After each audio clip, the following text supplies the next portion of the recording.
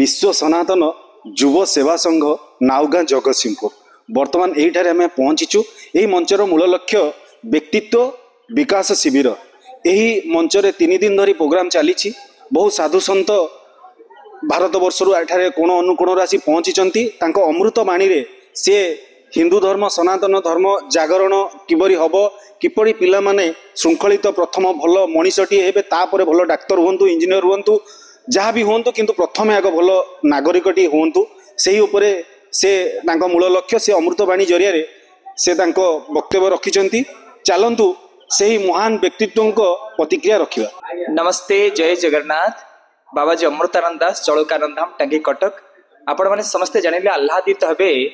विश्व सनातन युव सेवा संघ नाउका आनुकूल्य अमृतमय भाव में 3 दिवसीय व्यक्तित्व विकास शिविर अनुष्ठित होची। जो व्यक्तित्व विकास शिविर रे पाखापाखि 200 ऊर्ध्व विद्यार्थी माने योगदान करिसेंती।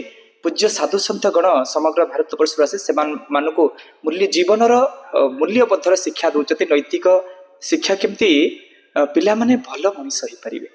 तो गोटे व्यक्तित्व, गोटे युवकटे, गोटे छात्रटे आईएएस हो, गोटे जोगी आईएएस हो, इंजीनियर हो, जोगी इंजीनियर हो, डॉक्टर हो, जोगी डॉक्टर हो। प्रथमे बड़ मनीष हबे अपेक्षा प्रथमे भल मनीष हबा दरकार। तेणु समाज रे सब बड़ मनीष भल तार किसी गारंटी। प्रथमे भल हुआ आपे छा बड़ हो। तेणु ये अमृतमय लक्ष्य को नहीं आज भारत वर्ष पूज्य सन्थ माने आसी पहुंचते। स्वामी अखंडानंद जी आसी सुदूर केउंझर गीता आश्रम पूज्य अध्यक्ष स्वामी जगदीशानंद सरस्वती जी महाराज आसी भुवनेश्वर। एमती अनेक सन्थ माने आसुचंती। और पिला मानकु व्यक्तित्व विकास, जीवन गढ़िबार कला, जीवन को नुआ एक नुआ करिबार कला। तेणु आज भारतीय संस्कृति, भारतीय परंपरा आज ध्वंसा विमुखी।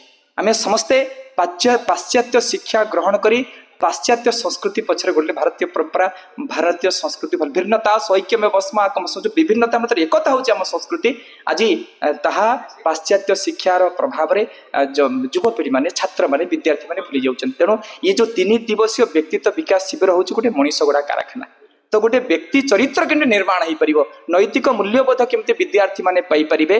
तो ये भौतिक विद्या सहित आध्यात्मिक विद्या द्वारा केमती जीवन को नूतन भाव में गढ़ी पारिबे, ये शिक्षा दि जाउछि। जो शिक्षा समस्ते पाइबा दरकार। तेणु आपण मानक माध्यम रे मु ओडिसार समस्त जनसाधारण जणाइबा चाहूछि, प्रत्येक जिल्ला रे प्रत्येक ब्लॉक रे मध्य एमिति एमिति गोटे गोटे आध्यात्मिक व्यक्तित्व विकास आयोजित हो पारे आमर आगामी पीढ़ी माने, भविष्य पीढ़ी माने, भविष्य छात्र छात्री, आज छात्र छात्री माने एक नूतन जिज्ञासा, एक नूतन माध्यम पाइपर। आप देखिए विभिन्न धर्म संस्था अच्छी। जड़े जड़े महापुरुष ना बुद्धों ठारू बौद्ध धर्म, जीशु ठारू ख्रीष्ट धर्म, मोहम्मद ठारू मुसलमान धर्म, तांकर जड़े जड़े धर्मर प्रतिष्ठाता अच्छा। किंतु जो सनातन धर्म थिला अच्छी रहिबो, जार प्रतिष्ठाता स्वयं भगवान, सी हूँ सनातन धर्म। से सारा विश्व को जो सनातन धर्म रखी रखी, धर्म धारे अतिथि धर्म, से धर्मर प्रचार प्रसार पाई आमर जगन्नाथ संस्कृति गीता भागवतर प्रचार प्रसार पर यह अनुष्ठान आरंभ होता। आज की 30 वर्ष तले प्रत्येक वर्ष आम प्रायतः पिला मानकु नहीं, छात्र छात्री मानकु नहीं, 5म श्रेणी रु 10म श्रेणी छात्र पढ़ुवा पाठ पिला मानकु नहीं व्यक्तित्व विकास शिविर कार्यक्रम करुचु। जो थे आध्यात्मिक विकास केमती घटिबो, योग प्राणायाम आसन एवं गीता श्रीमद भागवतम उपनिषद सहित विभिन्न शास्त्र संपर्क में आलोचना। बहु साधु सन्त महात्मा माने सहित मिशुचंती एवं दिव्य वाणी द्वारा केमिति बौद्धिक विकास घटी पारिबो। केवल जो साधु सन्त जोग दौरान ता नुह, विशिष्ट व्यक्ति मानक समाज में प्रतिष्ठित व्यक्ति माने जो माने स्वकीय साधना बल निजे निजर कार्य प्रतिष्ठित होती से सहित वाक्य विनिमय होकर आशीर्वचन द्वारा पिला माने केमिति उत्साहित हेबे, भविष्य में भल मनीष हेबे, से सब आदब कायदा ए शिक्षा दि जाउछि। 30 वर्ष धरि निरवच्छिन्न भाव में कार्य करी आम आज 30 वर्ष पहुंची पारिछु।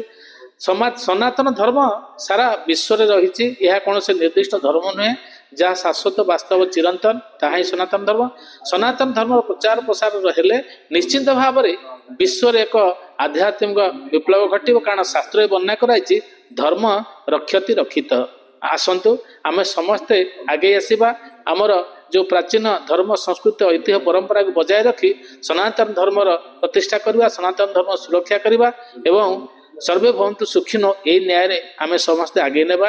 जय जगन्नाथ। ପାଇଁ ନିହାତି ଆବଶ୍ୟକ ରହିଛି। ବର୍ତ୍ତମାନ ଯେଉଁ ବ୍ୟକ୍ତିତ୍ୱ ବିକାଶ ଉପରେ ଆମେ ଯଦି କାର୍ଯ୍ୟ ନ କରିବା ତ ଆଗାମୀ ଦିନରେ ଆମର ଭବିଷ୍ୟତ ପିଲାମାନଙ୍କର ଅନ୍ଧାର ହେବ। ତ ପିଲାମାନେ ଯେଉଁଭଳି ଭାବରେ ବର୍ତ୍ତମାନ ବିଶେଷ କରି ସହର ଅଞ୍ଚଳରେ ଯେଉଁ ପିଲାମାନେ ରହିଛନ୍ତି ସେମାନେ ୱେଷ୍ଟର୍ଣ୍ଣ କଲଚର ପ୍ରତି ବହୁତ ଆକୃଷ୍ଟ ହୋଇଯାଉଛନ୍ତି। ତେଣୁ ଆମର ବ୍ୟକ୍ତିତ୍ୱ ବିକାଶର କାର୍ଯ୍ୟକ୍ରମ ମାଧ୍ୟମରେ ନିଶ୍ଚିତ ରୂପେ ଆମ ଟ୍ରାଡିସନ୍ ଆମ କଲଚର ଆମର ଏତେ ସୁନ୍ଦର ଜିନିଷ ସବୁ ରହିଛି ସେ ପିଲାମାନଙ୍କୁ ତାକୁ ଶିକ୍ଷା ଦେବାର ଆବଶ୍ୟକତା ଆସିଛି।